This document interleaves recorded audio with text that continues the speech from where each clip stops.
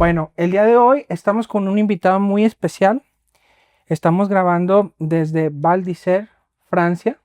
Estamos aquí en el Congreso ABC WIN 2026 con el doctor José Alberto García de la Fuente.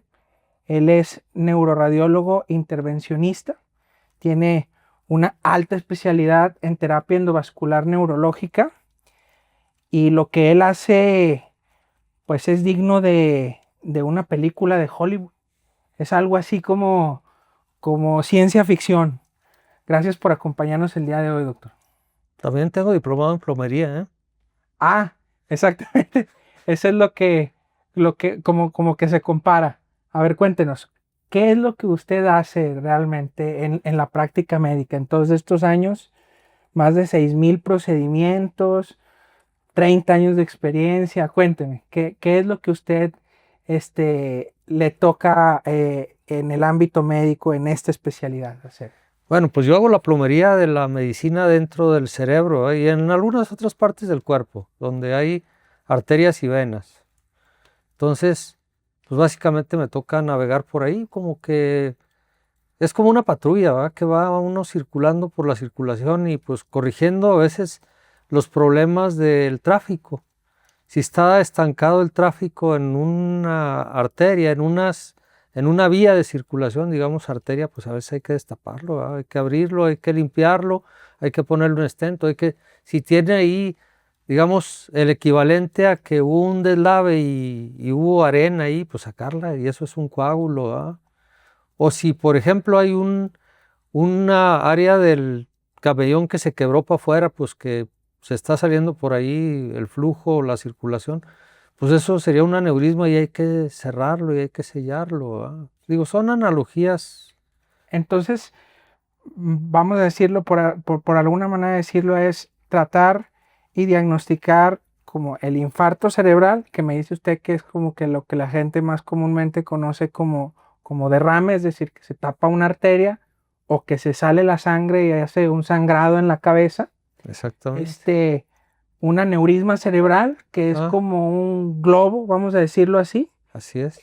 Y también algunas otras enfermedades de los vasos sanguíneos. Así es. O de tumores también, cuando hay exceso de circulación, pues va uno y le pone ahí unas pelotitas muy chiquitas que van y tapan la circulación. A veces para que el cirujano pueda operar un tumor que tiene mucho sangrado, que está produciendo mucho volumen. O sea, siempre pues somos auxiliares en la medicina, auxiliamos a la neurología, a la neurocirugía o a muchas cosas, trabajamos en equipo. Entonces, ¿cómo es tratar un infarto cerebral? Por ejemplo, el paciente tiene un infarto cerebral. ¿Qué es lo que puede sentir el paciente? Mire, el paciente puede sentir, por ejemplo, que no puede hablar. Cuando él puede sentir que no puede hablar o que no puede mover una extremidad, digamos, si el infarto es del lado derecho, a veces el paciente siente que no puede hablar y siente a veces que no mueve el lado izquierdo. Entonces él a veces se da cuenta o siente que no ve de un lado del cuerpo, o a veces siente que simplemente se le va la vista de un ojo transitoriamente, ¿va? Eso es un ataque isquémico transitorio. Pero a veces el paciente, cuando es severo, que pierde la capacidad de entender o de hablar, cuando la embolia, según se tapa la circulación en el lado izquierdo, pues a veces simplemente pierde el estado de conciencia y se cae y ahí queda y lo encuentra la familia, ¿va? Entonces, Que es como el caso más común de que llegan y no responde o no puede mover un lado del cuerpo, no puede hablar. esa, Entonces, en su especialidad, el tratamiento, aquí nosotros decimos tiempo es cerebro. así es. Entonces, ¿usted qué es lo que hace, por ejemplo, en una persona que se le tapa una arteria del cerebro? Yo soy parte del equipo, o sea, si el paciente está dentro de las primeras 3 horas, el neurólogo como usted, pues ya le pasa un medicamento para deshacer coágulos.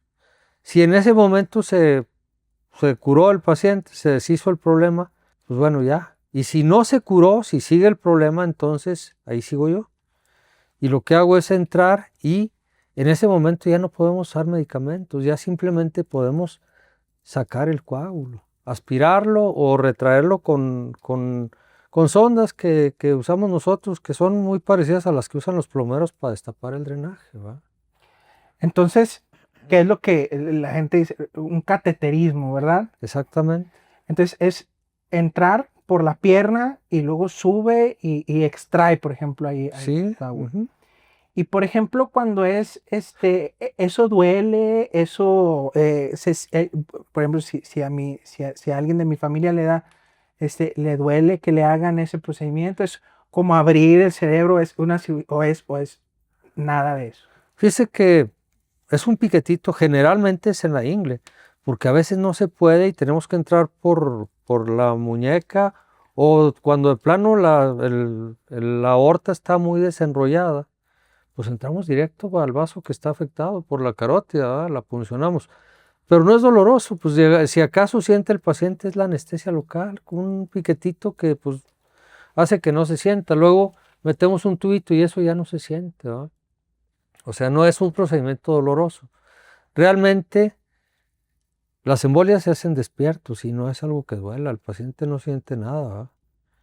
Tenemos un anestesiólogo para que corrija pues el corazón y si el paciente está deteriorado o que le dé una sedación para que esté tranquilito el paciente, ¿verdad?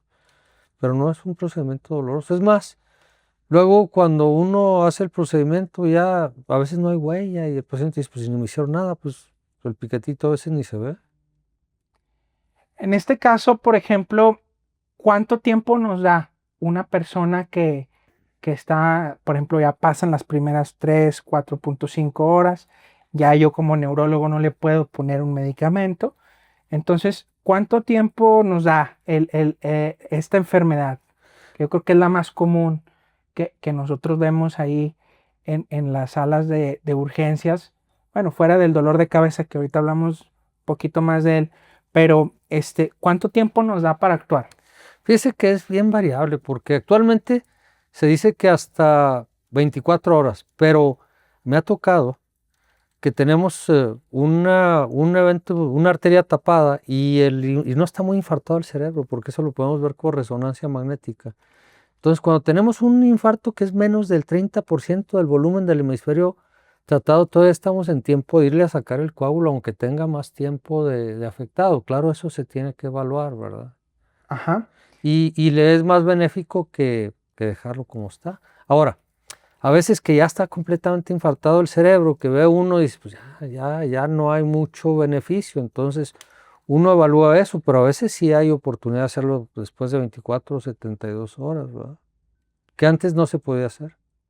Antes, por la tecnología, por los estudios, o por qué no se Pues podía. por los estudios, porque ahora han hecho estudios comparativos. Antes era hasta 6 horas, ¿verdad?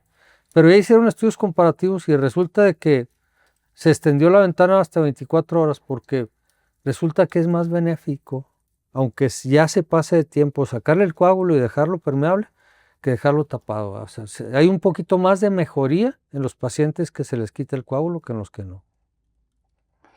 Y en este caso, el procedimiento, el cateterismo, ¿tiene complicación? ¿Hay complicaciones que se puedan presentar? ¿Hay cosas que... Todo tiene complicaciones, todo. No hay nada que no tenga complicaciones. Si usted se toma una aspirina o si se come un bocado, puede irse por el lado equivocado y eso puede tener una complicación, ¿sí? O sea, no hay nada en la vida que no tenga una complicación, pero en estos casos es mayor el beneficio que el riesgo, ¿verdad? O sea, todo puede llegar a tener complicaciones. Por ejemplo, una complicación que ocurre como en el 6% es que se haga un moretón en la pierna, que eso es muy frecuente y no tiene ninguna consecuencia. Pero puede haber un derrame cerebral también, o sea, puede complicarse un poquito más. Sin embargo, en los análisis que se han hecho, pues es mayor el beneficio que el riesgo aún teniendo esas complicaciones.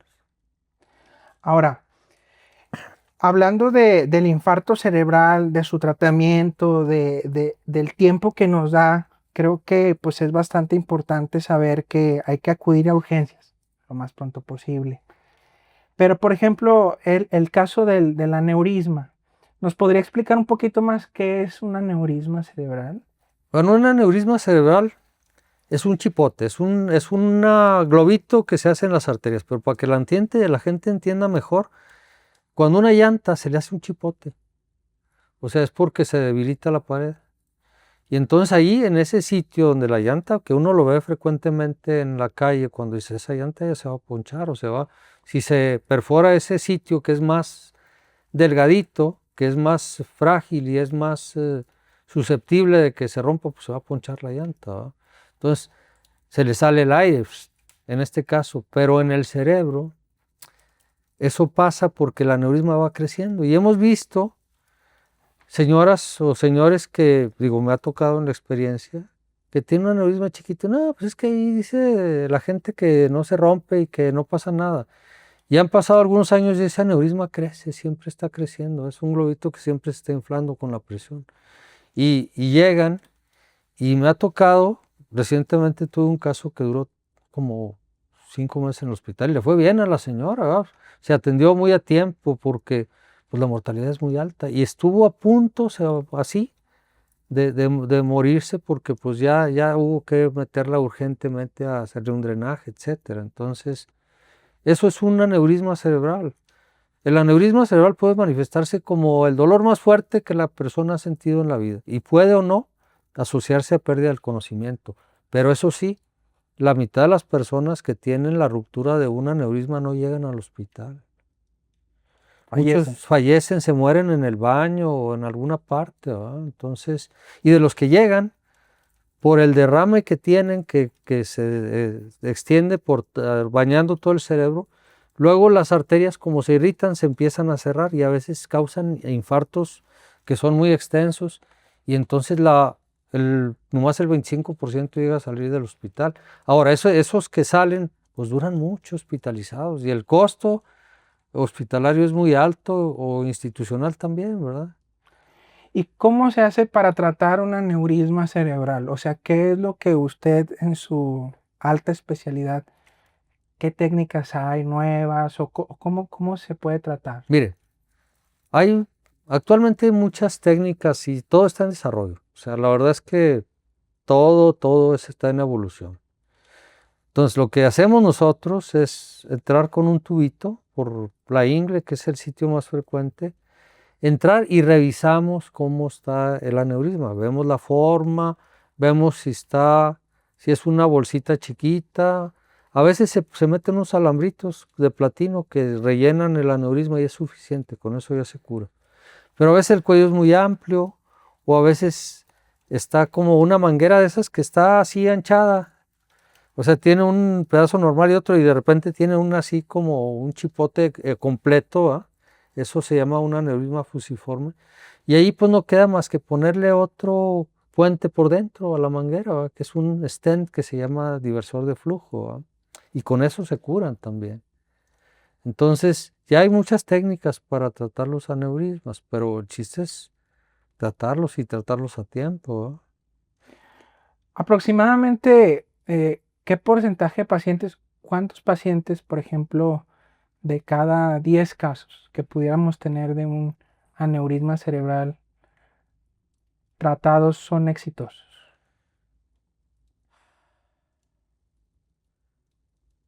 Mire, le voy a hablar de mis estadísticas propias. Yo creo que en muchos años llevo solamente uno que no puedo tratar. Entonces yo digo que es el 100%. Por ejemplo, yo hice una estadística de los casos de aneurisma de abril a abril del año pasado. De abril del año antepasado a abril del año pasado hice 54 aneurismas. Tuve 2 sangrados durante el procedimiento, pero no fueron fatales. Entonces no tuve mortalidad. O sea, fueron 2 complicaciones que equivale como al 3% más o menos, que fueron asociadas al mismo aneurisma, porque me sangraron ahí en el procedimiento. En cuanto, por ejemplo, no solamente en las malformaciones estamos hablando en este caso de las arterias, ¿verdad? De lo que el corazón lleva la sangre al cerebro. Exactamente. En este caso, el aneurisma cerebral, pues es muy representativo, el infarto cerebral. Sin embargo, también hay otras enfermedades, dentro de ellas, por ejemplo, me viene a la mente una malformación. Bueno, una malformación es una comunicación anormal entre arterias y venas. Siempre estuvo muy debatido el hecho de que son congénitas y todo el mundo lo toma como congénito, pero recientemente, y estamos aquí en el Congreso donde pues se debatía que muchas veces tenemos ya actualmente pues antecedentes de que algunas personas ya le hicieron una resonancia de niños o estudios antes y de pronto aparece una malformación y va creciendo. Entonces actualmente se debate la posibilidad de que sean adquiridas, ¿verdad? Y entonces hay factores genéticos que hacen que vayan creciendo, ¿verdad? Y hay unas malformaciones que se conforman como tumores que se llaman angiopatía cerebral proliferativa porque tienen células que están creciendo. No es cáncer, no es cáncer, pero es como un tumor benigno, ¿verdad?, que está creciendo ahí. Y hay otras que no, que simplemente se deforman los vasos, se comunican arterias con venas y pues esas causan hemorragias, causan crisis convulsivas, causan pues que el paciente tenga dolor de cabeza o que tenga pues falta de función del sitio donde está, por ejemplo, falta de movilidad o alteración de la visión, etcétera, ¿verdad? Doctor, ¿un EBC siempre duele? ¿No?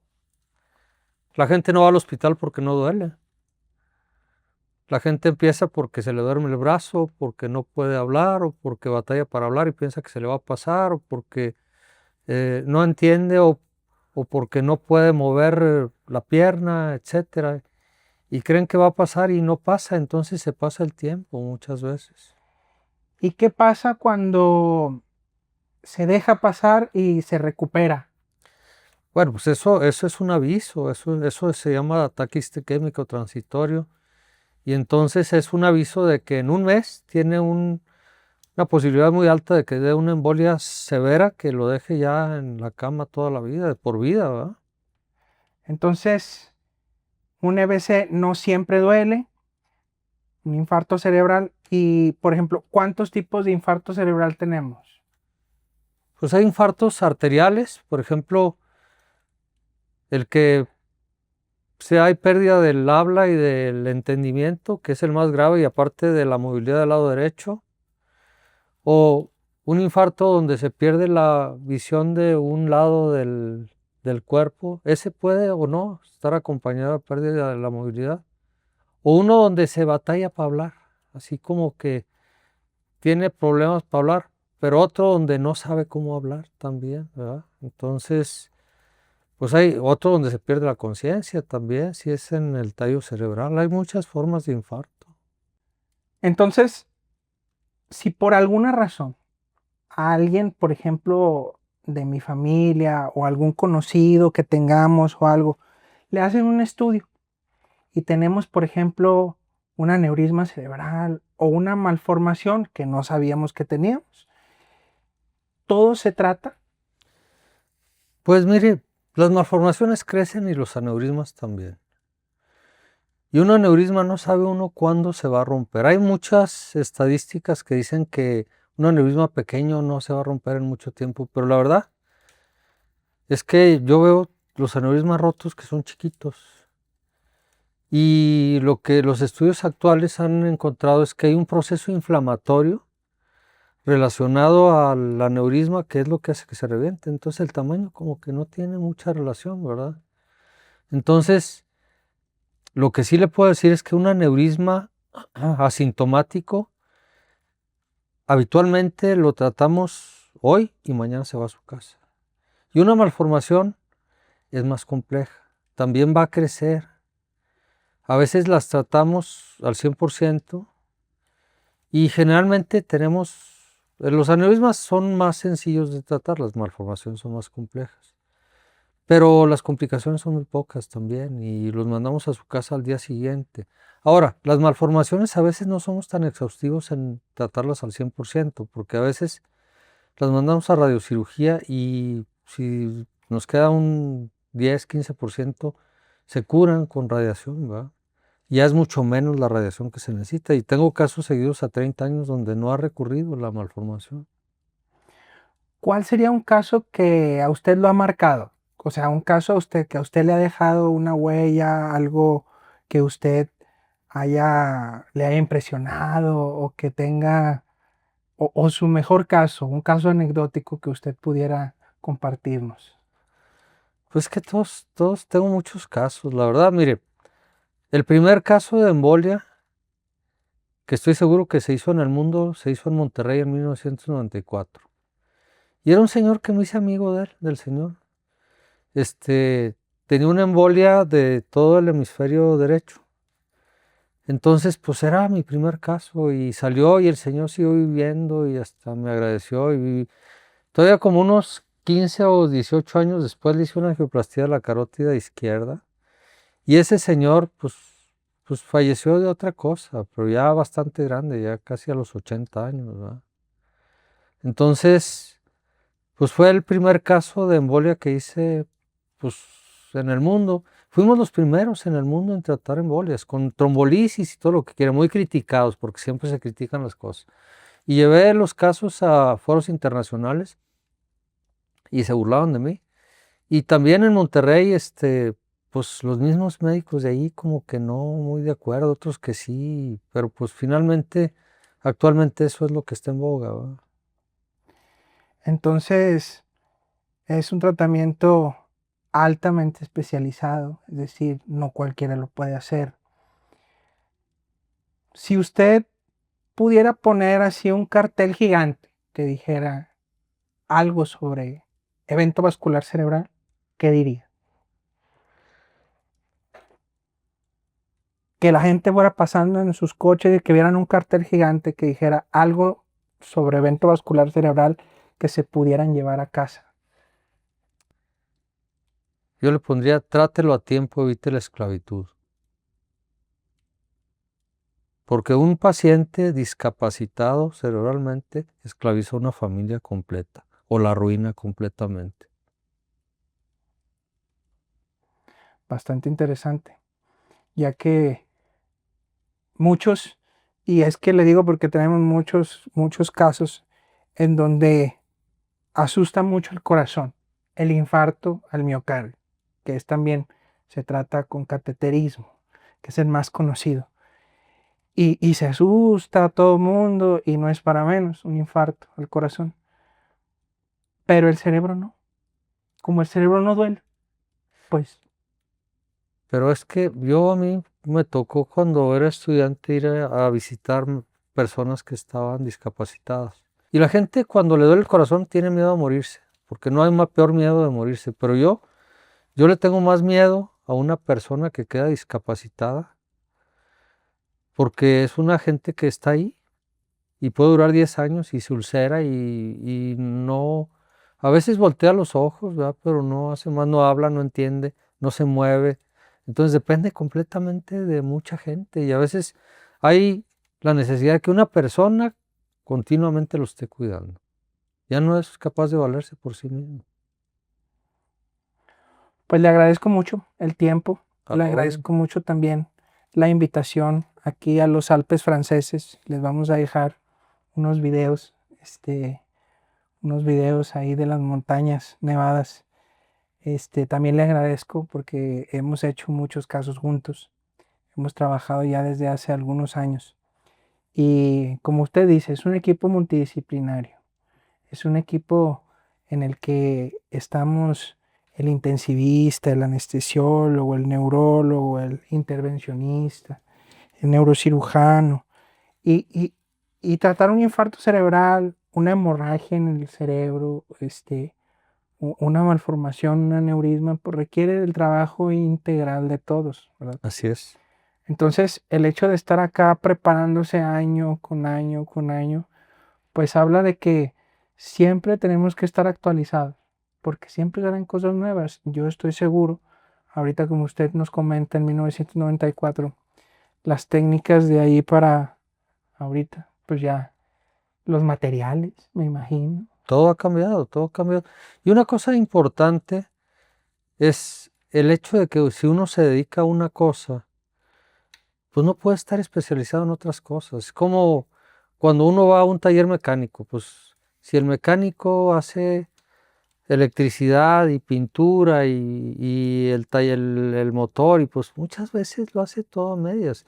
Muchas veces uno dice, ¿sabes qué? No, yo me voy con el eléctrico porque ese es el que me va a componer el sistema eléctrico, o el que hace la hojalatería y pintura, o el que se dedica a las transmisiones nada más. Entonces ya la medicina es muy subespecializada.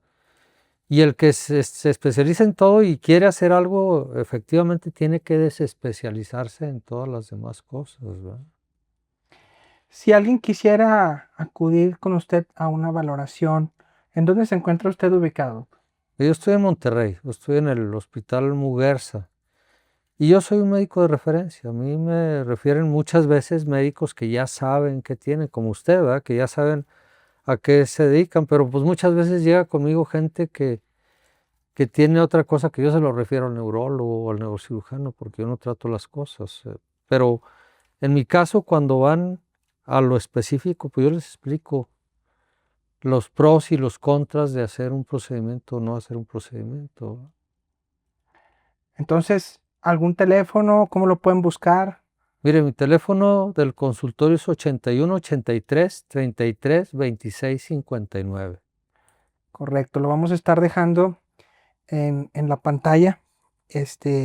Doctor José Alberto García de la Fuente, muchas gracias por el tiempo, Al muchas contrario, gracias por explicarnos y pues nada, no me queda más que cerrar la invitación, invitándolos también a que se suscriban al canal, a que le den me gusta y lo compartan. Recuerden que compartir es bueno.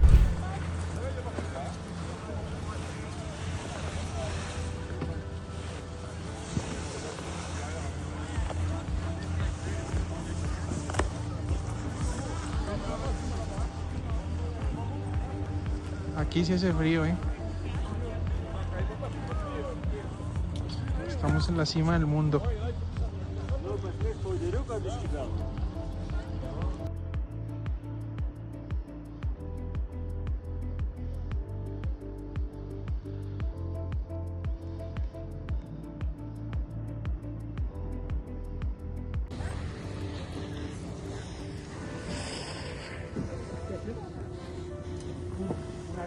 Hace frío en la cima.